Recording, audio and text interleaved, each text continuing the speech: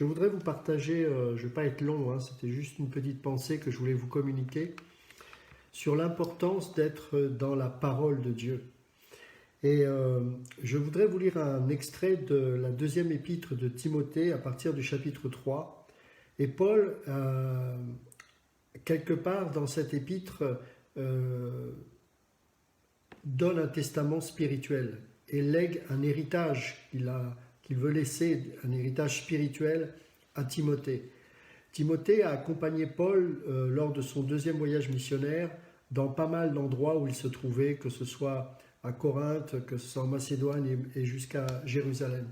Timothée a vu l'exemple de Paul et combien Paul s'attachait à la saine doctrine et a voulu, partout où il allait, établir l'Église sur le fondement doctrinal. Et c'était une des missions des apôtres, et particulièrement de l'apôtre Paul. Dans l'Épître aux Romains, il va prêcher la doctrine de la grâce, le salut par la grâce, que Juifs et Grecs ne font plus partie que d'une seule et même nation par la foi en Jésus-Christ. Dans l'Épître aux Philippiens, il va parler de l'expérience de vivre la croix, de considérer l'autre comme supérieur à soi-même, d'être dans la joie, une joie qui n'est pas liée aux circonstances, ni au temps favorable ou non, mais une joie enracinée en Christ, dans la parole de Dieu. Dans l'Épître aux Corinthiens, il va les reprendre sévèrement parce qu'ils auront une vision charnelle des hommes de Dieu. Il va les ramener sur ce qui fait le fondement de la foi chrétienne. Dans la deuxième épître aux Corinthiens, il va s'attarder sur la libéralité. Il va les encourager à donner pour l'église de Jérusalem notamment. Il cite en exemple l'église de Macédoine qui, bien que souffrante, bien que vivant des difficultés, n'a pas hésité un seul instant à donner de l'argent, à être vraiment généreuse pour justement le soutien de l'église de Jérusalem où il y avait de grandes souffrances et de grands besoins. Donc on voit qu'à chaque fois, il était là pour, entre guillemets, rectifier le tir, pour s'attarder sur la parole de Dieu. Nous devons être des remparts face aux hérétiques, mes amis.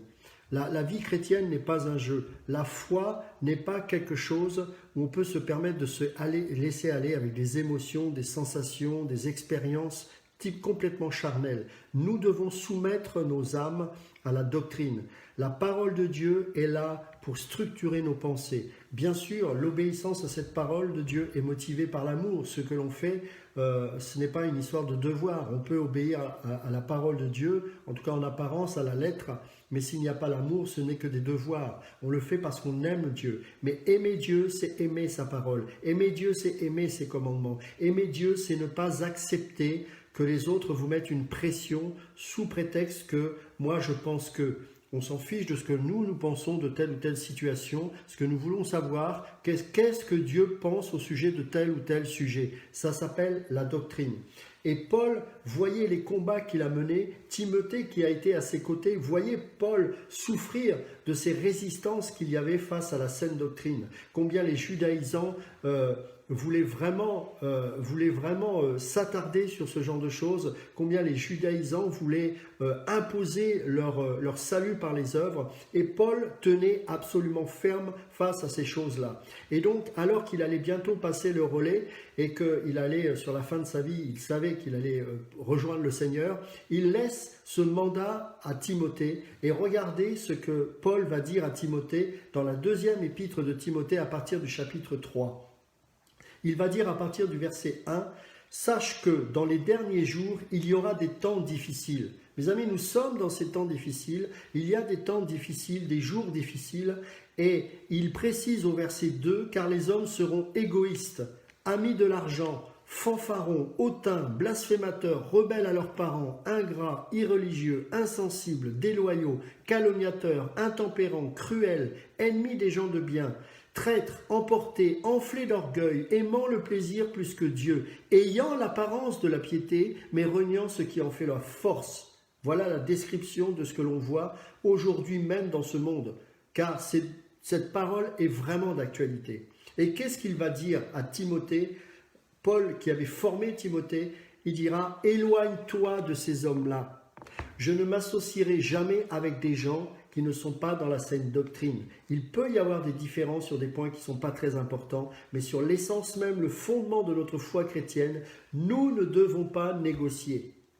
Il en est parmi eux qui s'introduisent dans les maisons et qui captivent de faibles femmes chargées de péché, agitées par des passions de toute espèce, apprenant toujours et ne pouvant jamais arriver à la connaissance de la vérité. Je discutais, en ce moment je suis en train de donner des cours sur Zoom à quelques frères et sœurs, et je leur disais souvent, ils me citaient, et c'est normal moi aussi, je suis encouragé par certains hommes de Dieu, etc., et disait on manque de ce genre de personnes. Je crois il faut qu'on change cette mentalité. Il faut qu'on arrête de croire qu'on aura toujours besoin de quelqu'un d'autre, alors que nous-mêmes nous avons reçu le mandat de marcher avec Dieu et de vivre de belles choses avec Dieu. Le problème, c'est qu'on passe notre temps à vivre notre vie par procuration et on regarde ces gens qu'on met sur un piédestal, mais finalement, si vous saviez les combats qu'ils mènent et aussi les défauts, car aucun homme n'est parfait, eh bien, parce qu'on suit plus des hommes que Dieu, eh bien, dès que ces hommes-là commettent une petite erreur, ça y est, c'est tout le monde qui s'écroule et on s'arrête de vivre.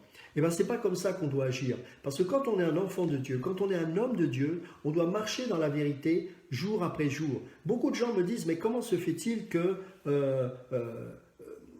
il n'y a plus beaucoup d'hommes de Dieu, etc. Il n'y a plus beaucoup d'hommes de Dieu parce que ces gens qui se posent la question comment se fait-il qu'il n'y ait pas autant d'hommes de Dieu, eux-mêmes ne marchent pas dans leur appel. C'est-à-dire que commençons déjà dans notre quotidien à marcher dans l'esprit. Quand on se lève le matin, ce que je disais au groupe hier, quand on se lève le matin, posons-nous la question, Seigneur, est-ce qu'il y a des choses qui ont besoin de changer dans ma vie? À partir du moment où on est sincère devant Dieu, Dieu va nous dire, tiens, tel frère là, tu l'as blessé, va lui demander pardon. Dans ton couple, il y a eu un truc là qui n'était pas quoi. Va régler cette situation. Va voir ton fils, fais ceci, fais cela. Et quand on commence à rentrer dans ces petites choses, entre guillemets, eh bien petit à petit, nous allons grandir. Pourquoi nos vies sont stériles? Pourquoi parfois on n'avance pas? Parce que dans notre quotidien, on ne fait pas les choses devant Dieu. Très souvent, on rêve de choses, on voudrait prêcher, on voudrait faire ceci, et souvent on dit, mais Ludo, comment ça se fait que tu as pu faire ceci, tu as pu faire cela? Je n'ai pas cherché à faire les choses. J'obéis jour après jour à mon Seigneur, et puis hop, de par l'obéissance, petit à petit, les œuvres bonnes que Dieu a préparées d'avance pour moi comme pour vous, eh bien, elles se manifestent en son temps. Nous ne faisons pas les choses, nous sommes en Christ. Et parce que nous sommes en Christ, nous nous concentrons sur la volonté de Dieu, sa parole et comment s'y consacrer, comment y obéir. Et quand on fait ça dans les petites choses, eh bien vous allez voir que petit à petit, Dieu va vous bénir, Dieu va vous donner, va élargir votre cercle d'influence parce que vous aurez dans les coulisses obtenu de la crédibilité, chose qui manque énormément dans le milieu chrétien. Manque de crédibilité parce que manque d'intégrité, manque de courage, manque de discipline, manque d'honnêteté pour ne pas vouloir se laisser reprendre par la parole alors que pendant 10 ans on a pensé telle chose et puis d'un seul coup on réalise que la parole nous montre qu'il y a un problème, que ce n'est pas la bonne voie, eh bien on ne doit pas y résister, on se repent et on avance. Et c'est comme ça qu'on grandit, mes amis. Et donc là, Paul était en train de remettre ce bâton-là de mandat apostolique à Timothée. Et il lui dit, ne t'inquiète pas, il y aura des blasphémateurs, il y aura des déloyaux, il y aura des calomniateurs, il y aura des gens qui seront toujours ennemis des gens de bien, même parmi ceux qui se disent chrétiens. Et il dira, éloigne-toi de ces hommes-là. Il en est parmi eux qui s'introduisent dans les maisons. C'est exactement ce qui se passe. Et comme les gens qui sont dans ces maisons ne sont pas affermis dans la parole, celui qui parle le plus fort, eh bien c'est celui qui a raison. Le dernier qui a parlé, c'est encore lui qui a raison. De même, verset 7, apprenant toujours et ne pouvant jamais arriver à la connaissance de la vérité. Voilà le problème du christianisme et des chrétiens en particulier. Apprenant toujours et ne pouvant jamais arriver à la connaissance de la vérité. Nous ne pouvons pas passer notre temps à être des éternels. Bien sûr, on est toujours étudiants. Moi, le premier, j'étudierai toujours jusqu'à ma mort. Mais à un moment donné, nous devrions être en mesure de donner ce que l'on a reçu. On ne peut pas courir toujours après les uns et les autres et penser que ce ne sera jamais à nous de prendre nos responsabilités. De même que Jamnès et Jambres s'opposèrent à Moïse, de même ces hommes s'opposent à la vérité, étant corrompus d'entendement, réprouvés en ce qui concerne la foi. Mais ils ne feront pas de plus grands progrès, car leur folie sera manifeste pour tous, comme le fut celle de ces deux hommes. Voilà le monde dans lequel on se trouve. Et c'est vrai que dès qu'on commence à se lever, à enseigner, à partager la parole, nous allons trouver des Jamnes, des Jambres, des gens qui vont s'opposer à vous et remettre en question le dépôt que Dieu a mis dans votre cœur. Mais nous devons garder courage et avancer. Parce que nous devons avoir le souci des âmes, nous devons avoir un esprit de résistance, prendre le maquis spirituel et ne rien lâcher, se lever tôt le matin, prier, méditer la parole, prenez la doctrine par catégorie. Qu'est-ce que Dieu pense de la sexualité? Qu'est-ce que Dieu pense de l'argent? Qu'est-ce que Dieu pense? Qu'est-ce que la sanctification? Quel est le sens de ma vie ici-bas? C'est quoi l'appel? C'est quoi l'Église? Est-ce que c'est normal qu'encore aujourd'hui des chrétiens pensent, alors qu'ils ont 10 ans de conversion, qu'on peut être sauvé par le baptême d'eau? Mais c'est quand même pas sérieux. Et pourtant, ce sont des gens qui ont été dans des églises. Il y a un problème. C'est parce qu'on ne veut pas se soumettre véritablement à la parole de Dieu. On veut que celle-ci s'adapte à notre conception du monde. Nous avons beaucoup trop de certitudes, mais très peu de convictions. Celui qui a des certitudes n'est pas très courageux, parce que ces certitudes-là peuvent changer d'un moment à l'autre. Mais seul celui qui a des véritables convictions est prêt à mourir pour celles-ci. Qu'avons-nous reçu de la part de Dieu et qui va laisser une conviction profonde qui fera que jusqu'à la mort, nous tiendrons bon? Combien de gens ont été séduits par des expériences surnaturelles et qui sont écartés de la sainte doctrine parce qu'ils se sont laissés séduire par l'ange, séduits par l'ange de lumière? Pour toi, et là il s'adresse à Timothée, tu as suivi de près mon enseignement. Donc qu'est-ce qu'il fait? Il fait exactement ce que Moïse a fait à Josué. Lorsque Moïse était dans la tente d'assignation, il emmenait Josué avec lui. Et ce qui est merveilleux, c'est que lorsque Moïse quittait la tente d'assignation, dans le livre d'Exode, il est dit que Josué restait à l'intérieur. De la même manière, Paul a enseigné Timothée à rester dans la présence de Dieu et ne pas rester attaché à un homme. Si on s'attache à celui qui nous enseigne au point d'essayer de chercher en lui la perfection, eh bien, la moindre petite défaillance va affecter notre foi. Ça s'appelle l'immaturité. Et les responsables doivent amener les enfants de Dieu dans la présence de Dieu.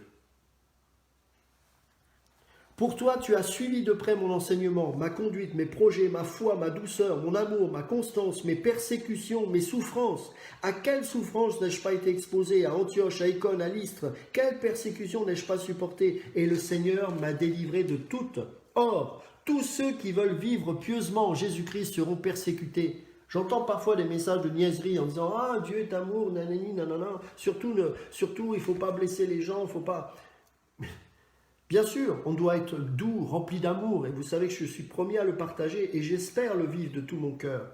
Mais il faut aussi la fermeté prophétique, il faut aussi la fermeté doctrinale. On ne peut pas se laisser impressionner par les gens comme ça en permanence, qui pensent qu'il n'est pas d'accord. Moi, quand il y en a qui font n'importe quoi, je les supprime. Je m'éloigne de ces gens-là. Je n'ai pas de temps à perdre. Je ne veux pas que les gens m'imposent en disant « Mais pourquoi tu vas avec celui-ci? Pourquoi tu fais ceci ?» Mais je sais ce que j'ai reçu en Christ et ce n'est pas aux autres de dire ce que j'ai à faire. Je me soumets aux uns et aux autres, mais pas n'importe qui, à mon cercle intime, des amis proches qui cherchent la face de Dieu, qui ne travaillent pas forcément avec moi dans le ministère, qui sont peut-être à côté, qui font d'autres choses. Mais je sais qu'eux, ils ont l'intégrité et que si je déraille, ils auront l'autorité et la crédibilité de me reprendre. Mais les autres, ça ne m'intéresse pas. Ça ne m'intéresse absolument pas. Je n'ai pas de compte à rendre aux autres, absolument pas, à Dieu et à mes frères et sœurs dans le cadre du corps que Dieu m'a limité et des amis proches qui sont capables de me reprendre. Et croyez-moi, j'ai des amis proches, pas beaucoup, très peu, mais ils sont capables d'être durs avec moi si c'est nécessaire, parce qu'ils m'aiment, pas parce qu'ils cherchent à ce que moi j'adhère à leurs opinions. Tous ceux qui veulent vivre pieusement en Jésus-Christ seront persécutés. Quand on prend position, quand on est ferme, on a très peu d'amis. Mais il faut savoir ce qu'on veut dans la vie. Il faut savoir ce qu'on veut. Mais les hommes méchants et imposteurs avanceront toujours plus dans le mal, égarant les autres et égarés eux-mêmes. Vous imaginez?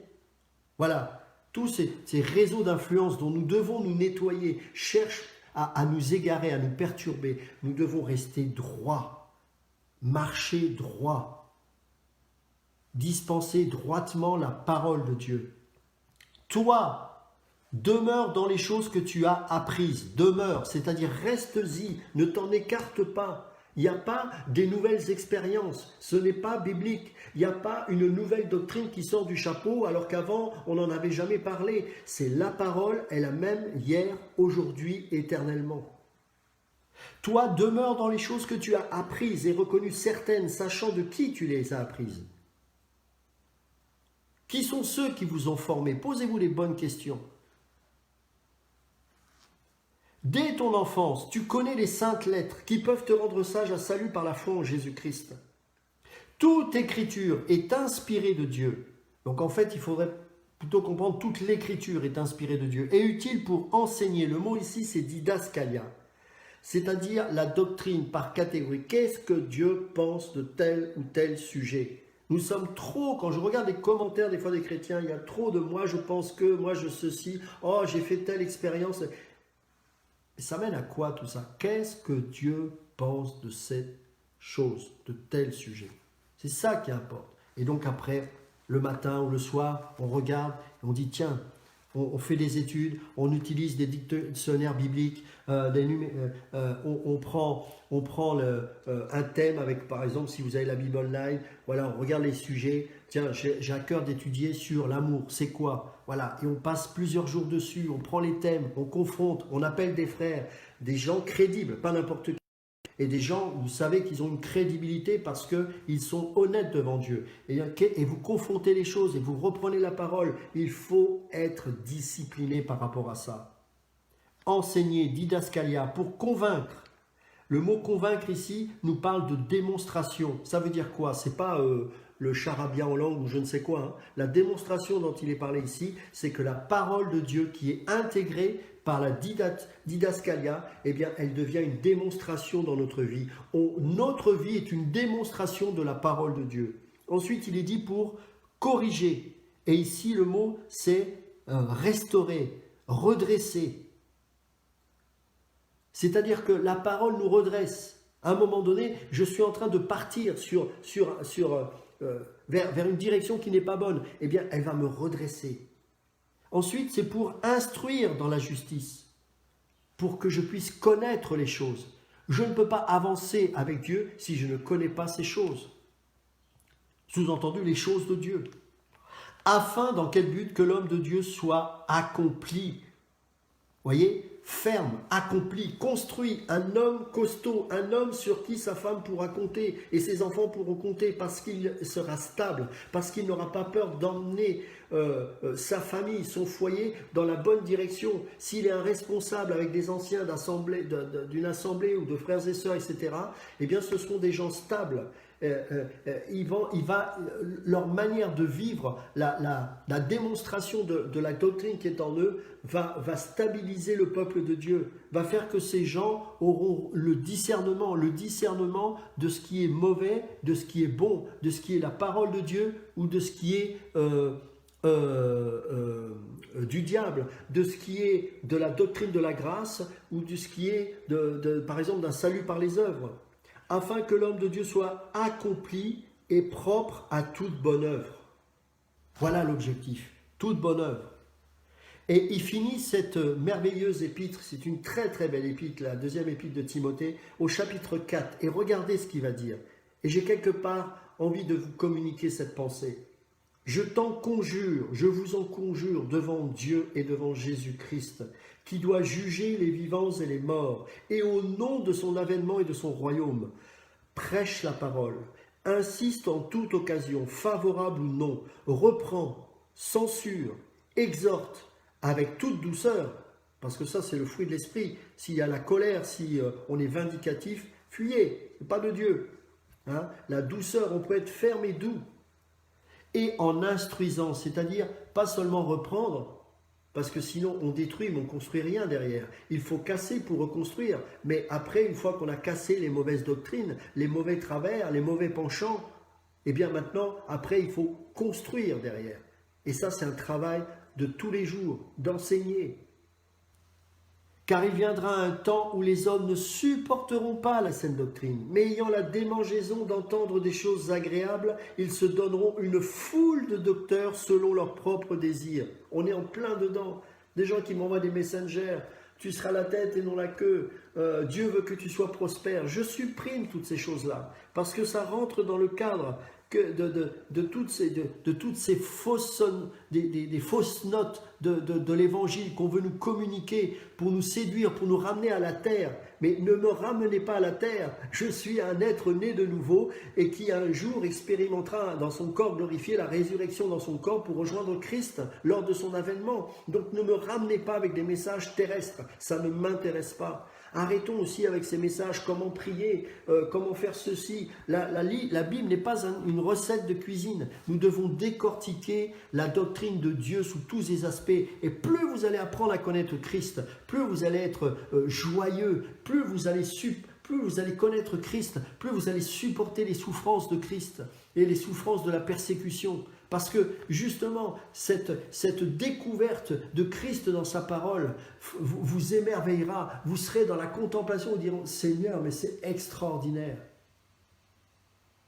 La plupart des messages, j'écoute très peu de messages parce que je préfère des livres de doctrine, me rattacher à des livres avec des gens sérieux ou me replonger dans les anciens écrits de Spurgeon parce que ce sont des gens qui vous redonnent l'amour de Christ. Je n'ai pas besoin de savoir s'il faut prier 40 jours, ça n'a aucun sens. Mes amis, nous devons revenir à la saine doctrine. Ce sont des fables. Ils se donneront une foule de docteurs selon leurs propres désirs, détourneront l'oreille de la vérité et se tourneront vers les fables. Mais toi, sois sobre, la sobriété. En toute chose, supporte les souffrances. Fais l'œuvre d'un évangéliste, remplis bien ton ministère, car pour moi je sers déjà de libation et le moment de mon départ approche. J'ai combattu le bon combat, j'ai achevé la course, j'ai gardé la foi. Posons-nous cette question. Combattons-nous dans le bon combat? Sommes-nous en train d'achever la course? Et gardons-nous la foi? Ici, la foi, ce n'est pas la foi par rapport au miracle, c'est la doctrine. Hein. J'ai gardé la parole. Beaucoup de gens qui me disent, ils croient au miracle. Ludo, est-ce que tu crois au miracle? Je crois en Jésus, je ne crois pas au miracle. Il n'est jamais demandé dans la Bible de croire au miracle. Les miracles, c'est pour les immatures, c'est pour les bébés. Mais je crois en Christ. Les miracles existent, mais je n'ai pas à y mettre ma foi en ça. Ma foi, elle doit être en Dieu. Mais comme on n'est pas enseigné correctement, on croit qu'il faut croire au miracle. Non, tu dois croire en Jésus, pas au miracle. Les miracles, ce ne sont que des manifestations. Dieu ne nous a jamais demandé de croire à un miracle. D'où est-ce qu'on sort ça? Ce sont des hérésies. Nous ne devons pas croire au miracle, mais croire en Jésus-Christ. Parce que les miracles, il y en a qui sont de Dieu et il y en a qui sont tirés d'expériences surnaturelles, mais qui sont loin de Dieu. J'ai connu, moi, dans le monde ésotérique, des gens qui guérissaient, enfin en apparence, parce qu'on sait que c'est des transferts, ce ne sont pas des guérisons. Mais ça donne l'impression. Matthieu 7 nous en parle. Mais nous avons chassé des démons en ton nom. Je ne te connais pas, toi qui commets l'iniquité. Connaître ici, c'était le mot par rapport à la relation. Tu ne dois pas croire en telle ou telle expérience, ça n'a aucun... C'est pas ça qui compte. Tu dois croire en Jésus, croire en sa parole. La croyance, la foi, plus exactement, elle est toujours liée à ça, pas à ce que l'on voit. Ça, c'est charnel, terrestre, diabolique. Et si Dieu guérit, qui guérit? Mais on passe notre temps à faire des séminaires sur des miracles. Ce n'est pas biblique. Vous imaginez Paul en train de faire des séminaires, des doctrines sur le miracle? C'est aberrant, c'est aberrant. Et aujourd'hui, on en est là. On ne pense qu'au terrestre. Et le miracle, contrairement à ce qu'on pense, c'est purement terrestre. Et je n'ai rien contre les miracles. Ne me faites pas dire ce que je n'ai pas dit. Je ne dis pas que les miracles n'existent pas. Mais pour moi, c'est pas là que je vais nourrir ma foi. Parce que si jamais il n'y a plus de miracle, je vais perdre la foi. Est-ce que j'ai besoin, est-ce que je suis si immature, si bébé spirituel, si charnel, au point d'avoir besoin absolument d'un miracle pour que je puisse y mettre ma foi? Non, ma foi est liée à la parole de Dieu. Et le Saint-Esprit est clair. Pour moi, le plus beau des miracles, mes amis, c'est la parole de Dieu qui illumine les yeux de mon cœur et qui fait que d'une manière surnaturelle, je suis en mesure d'y découvrir encore et encore des choses. Je peux lire 10 fois le même verset, mais un jour, il va me parler tantôt d'une manière, tantôt d'une autre manière encore plus grande, plus profonde. Pourquoi? Parce que c'est l'œuvre du Saint-Esprit. Et s'il y a des miracles, c'est pas pour qu'on y croie, c'est pour qu'on se tourne vers Dieu. Les miracles ne sont pas là pour qu'on attire nos regards sur ces miracles, mais sur Dieu. Mais aujourd'hui, nous sommes devenus des chrétiens d'expérience, des chrétiens qui sont centrés sur leur propre sens, sur leurs sensations, sur toutes ces choses-là. Ce n'est pas, nous sommes loin de la parole de Dieu. Et c'est pour ça que beaucoup de gens sont déstabilisés. Beaucoup de brebis, notamment beaucoup de charismatiques, ont des problèmes psychologiques graves. Pourquoi? Parce qu'on leur a fait croire tout et n'importe quoi. Il n'y a pas eu des vrais docteurs, des vrais pasteurs, des vrais enseignants qui ont, dans les coulisses, pendant des jours, des mois et des années, enseigné en profondeur sur le caractère de Christ, comment expérimenter la croix, afin de leur donner au peuple de Dieu une stabilité. Ce qui fait qu'aujourd'hui, nous avons des gens susceptibles, des gens qui sont centrés sur leur ego. Et vous leur dites la moindre petite chose, ça part en cacahuète. Manque de stabilité parce que manque de docteurs, manque de paroles. Mes amis, soyons matures. Les anges nous regardent, le monde nous regarde. Et le monde attend la révélation des fils de Dieu. Et il serait peut-être temps que les fils de Dieu se lèvent, non pas pour nous parler de tout et de n'importe quoi, et de sensationnel, et d'expériences sensorielles. Ça n'a aucun intérêt. Et c'est très souvent d'ailleurs la sorcellerie plus qu'autre chose. Mais des gens qui vont tenir droit dans la parole, qui vont être capables dans des moments de questions, de réponses, d'expliquer ce que c'est que la sanctification, qu'est-ce que le tribunal de Christ, est-ce qu'un chrétien peut perdre son salut, comment on peut croire des bêtises pareilles. On n'est pas formé dans la parole, on n'est pas formé dans la parole. Il y a un gros problème, il y a un gros problème. Et donc, je vous encourage à ne pas écouter ou lire n'importe quoi. Il y a des hommes de Dieu qui ont écrit des œuvres magnifiques et des fois ça me blesse profondément. Une fois j'ai eu un frère qui m'a donné toute une série de livres qui valent une fortune de doctrine de MacArthur.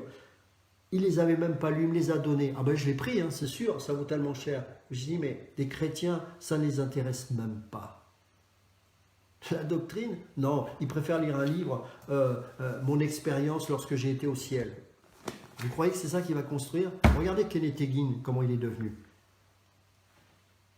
Regardez Copeland, un véritable sorcier gourou. Je veux dire, il faut qu'on soit vraiment sérieux. Les temps sont difficiles. Et je ne suis pas là pour plaire, je ne suis pas là pour dire, pour me faire aimer les gens. Ce n'est pas mon souci. Mais je me dois de rester dans la saine doctrine pour que le peu qui reste et qui en ait envie, et je m'adresse à ces gens-là, pas aux autres, eh bien, puisse se dire, oui, tu as raison, il faut qu'on revienne à la saine doctrine, il faut qu'on revienne à la parole, il faut qu'on revienne à la grâce, qu'on arrête de croire qu'on est capable de faire quelque chose de nous-mêmes. Revenons à la parole de Dieu, découvrons les merveilles de Christ, qui il est, ce qu'il a fait. Est-ce que vous savez, un jour, j'ai partagé sur la Jérusalem céleste pendant 1h30. Il y avait une sœur qui venait de se convertir depuis quelques... Je pense que ça faisait 1 an. Oui, quelques mois, mais c'était presque 1 an. Elle pleurait et elle me disait, tu sais Ludo, pourquoi j'avais du mal à aller dans une église? C'est parce que je n'entendais pas ce genre de messages. Elle dit, Ludo, pourquoi on ne prêche pas ça? Pourquoi on ne prêche pas sur la Jérusalem céleste? Pourquoi on ne prêche pas sur ce que nous allons devenir? Que Jérusalem céleste, cette Jérusalem est comme une épouse préparée pour nous, que nous allons fusionner au point où on ne verra plus ni le Père, ni le Fils, ni toi, mais nous ne ferons qu'un. Et la rue sera éclairée, non pas par le soleil, mais par la gloire même et la présence de Dieu. Toutes les descriptions de la Jérusalem céleste avec les fondements apostoliques, la doctrine qui construit l'architecture de cette ville, c'est la doctrine. Ce n'est pas des choses mystiques. Il faut lire l'Apocalypse avec les codes bibliques. Et on découvre que la parole est une architecture extraordinaire qui fait que cette Jérusalem céleste est construite par le fondement apostolique qu'est la parole de Dieu. Et l'Église elle-même est assise sur la doctrine apostolique selon Éphésiens chapitre 2, chapitre 4, chapitre 5. Paul va être avec Pierre et Jean et bien sûr d'autres disciples, mais principalement eux, vont être là pour asseoir le peuple de Dieu, pour les faire sortir de l'ancienne alliance, pour tendre vers cette nouvelle alliance et comprendre au regard de ce que l'ancienne alliance cachait, les choses aujourd'hui à la pleine lumière de Christ. Donc nous devons rentrer dans cette dimension-là. Hein? Donc, sincèrement, hein, on ne se connaît pas, j'en sais rien, mais levons-nous le matin tôt, faisons-nous un planning dans la journée, disons voilà, j'ai décidé que je connais un frère, il écoute peut-être, qui fait ça, il dit j'ai 1 an pour connaître telle chose, et il prend sa Bible, et pendant 1 an, tous les jours, il fait son agenda, tous les matins à telle heure, j'étudie un passage, et tous les jours, et au bout d'un moment, il s'aperçoit qu'au bout d'1 an, eh ben, il connaît parfaitement une doctrine. Après, il en attaque une autre. Quand j'ai fait l'Institut biblique, je travaillais. De 20h jusqu'à minuit, j'étais obligé d'étudier.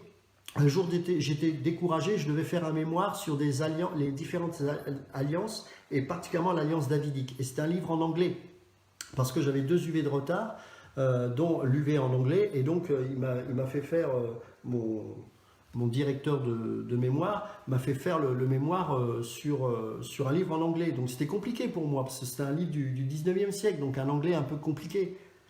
Et puis ma femme me dit, mais Ludo, plutôt que de t'attarder sur des choses le soir, regarder tout et n'importe quoi, eh bien tu as 42 pages à faire dans ce mémoire, eh bien tu fais 1 page par jour.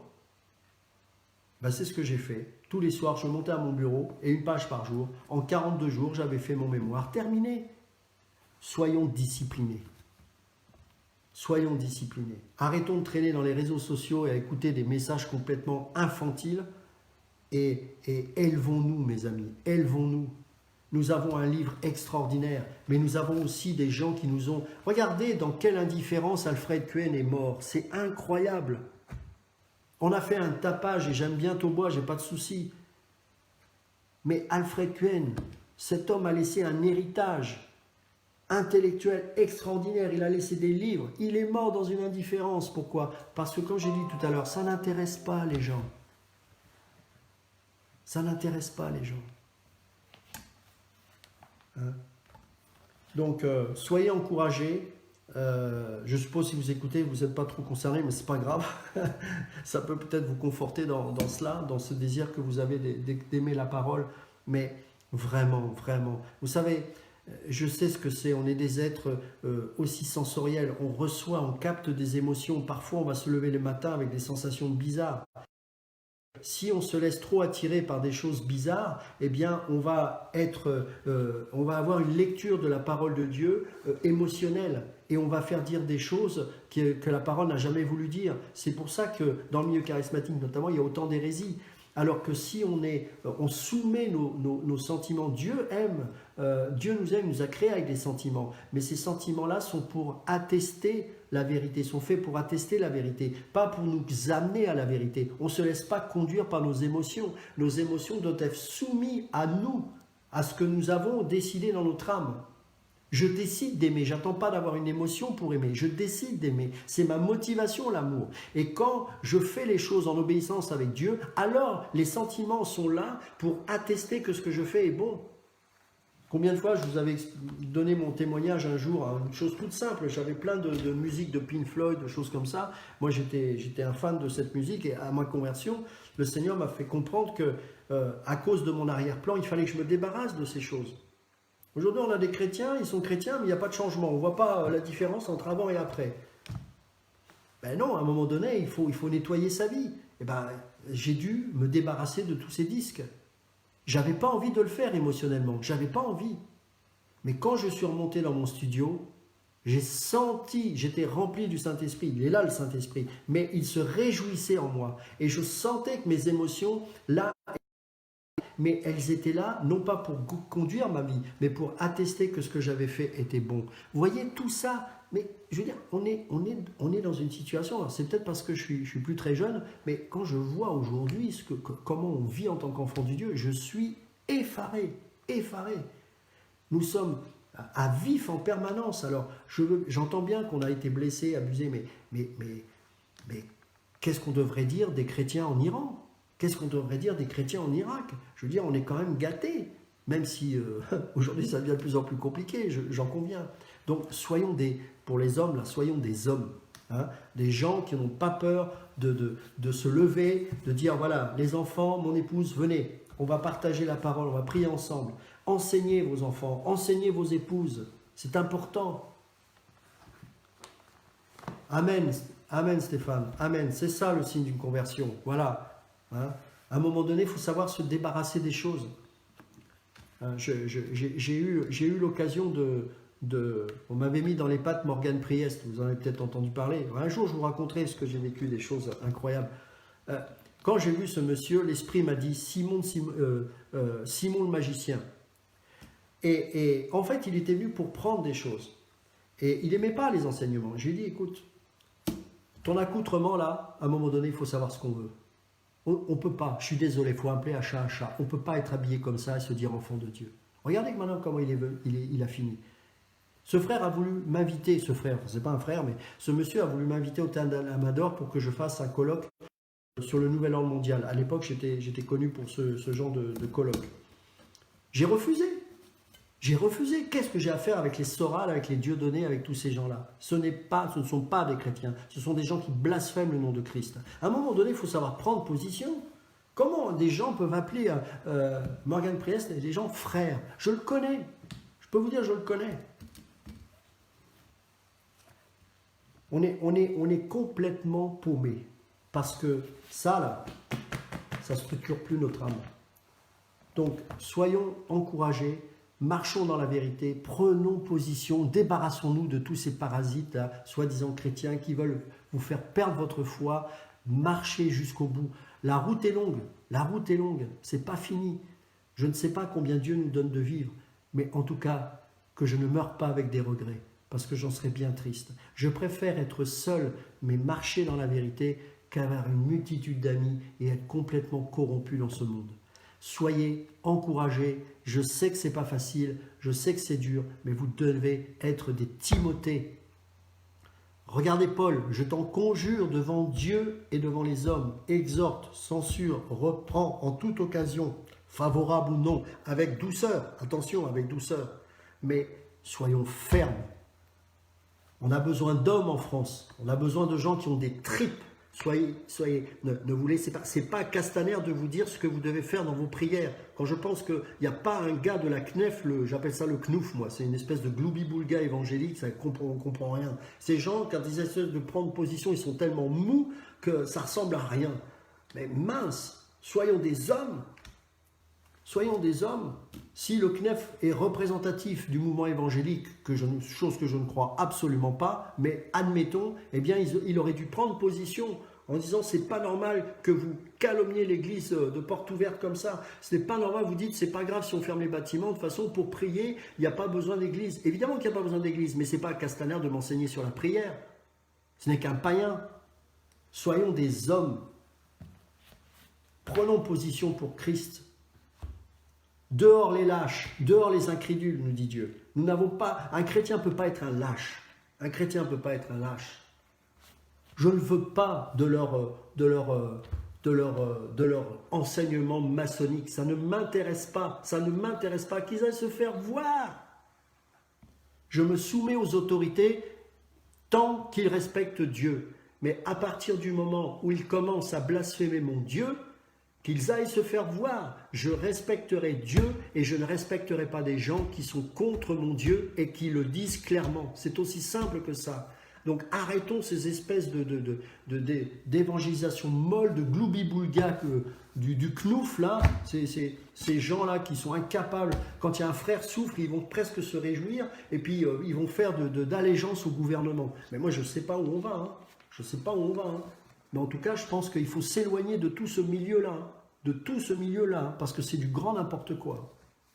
Alors soyons, vous savez, Dieu est en train de faire des choses. Hein. Comme je l'avais dit lorsque j'étais invité à une émission avec Steve Kunda, j'ai dit de toute façon, tous ces pasteurs-là, ils sont passés à côté. C'est fini. Merde, ils sont restés sur le quai de gare. Dieu utilise un reste, des gens comme vous et moi, des gens, voilà, et comme vous le voyez dans la Bible, partout. Hein, on n'a pas besoin de scribes, de pharisiens ou de sadducéens. On a besoin de gens disponibles devant Dieu et qui ont l'amour de la vérité. C'est tout. Pas besoin d'alliance maçonnique, pas besoin de knouf, hein, de knif, du knuf, du knef, du knaf, hein, ou de je ne sais pas quoi. Ces gens-là n'ont rien à dire quand ils parlent. Ils m'exaspèrent, ça m'irrite. Il n'y a pas de position, il n'y a pas de foi. Ils sont juste... On vous demande d'adhérer à eux simplement pour faire une bouffe une fois par an. Si c'est pour faire ça, ça ne sert à rien. Je n'ai pas besoin de ces gens-là. Moi, j'appelle Alexandre et puis on va manger ensemble. Hein, c'est beaucoup mieux. Hein. Puis au moins, j'ai des choses à dire. Et lui, il est au moins né de nouveau. Je me souviens une fois, j'étais invité pour représenter mon assemblée. À l'époque, j'étais encore à l'Institut, à une réunion du... Alors, c'était pas le CNEF à l'époque, je ne sais plus comment ça s'appelait. Enfin bon, bref. Je suis parti au bout de 10 minutes, j'en pouvais plus. Ces gens sont remplis d'eux-mêmes, ça parle que de... C'est des politiciens, voilà, ça n'apporte rien. On dit, ah, mais tu calomnies. Je calomnie pas, c'est la vérité. Et je leur ai déjà dit en face. Hein. Donc, on n'a pas... Il faut qu'on arrête, il faut qu'on soit courageux. Il faut avoir des tripes. Des tripes.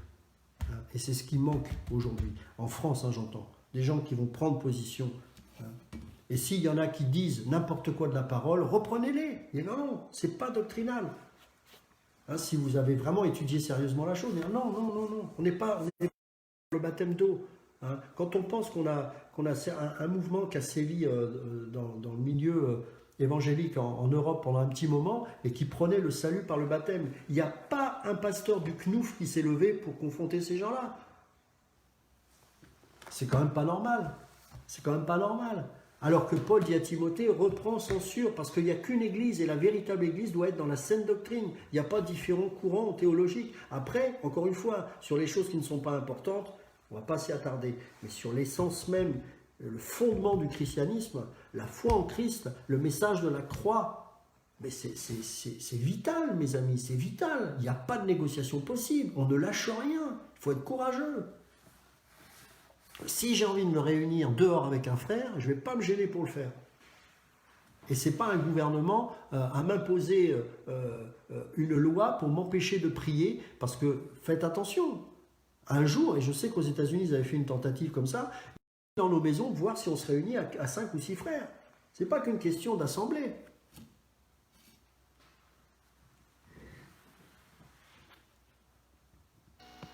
Donc, vous voyez ce que je veux dire? En tout cas, soyez bénis. Je ris parce que je vois le commentaire d'Alexandre. Sois béni, Alexandre. Donc, soyez encouragés. Mais voilà. Et soyons courageux. Et puis, n'hésitons pas à nous plonger dans la parole. Tiens, je vais finir avec un passage. Et puis, comme ça conclura. Psaume. On ne va pas tout lire parce que sinon, ce serait trop long. Vous connaissez tous ce psaume. C'est un des psaumes que j'ai dû apprendre par cœur quand j'étais dans mon église. Je me rappelle, c'est psaume 119. C'est merveilleux ce psaume. Heureux ceux qui sont intègres dans leur voie, qui marchent selon la loi de l'Éternel. Heureux ceux qui gardent ses préceptes, qui te cherchent de tout leur cœur, qui ne commettent point d'iniquité et qui marchent dans ses voies. Tu as prescrit tes ordonnances pour qu'on les observe avec soin. Puissent mes actions être bien réglées, afin que je garde tes statuts. Alors je ne rougirai point à la vue de tous tes commandements.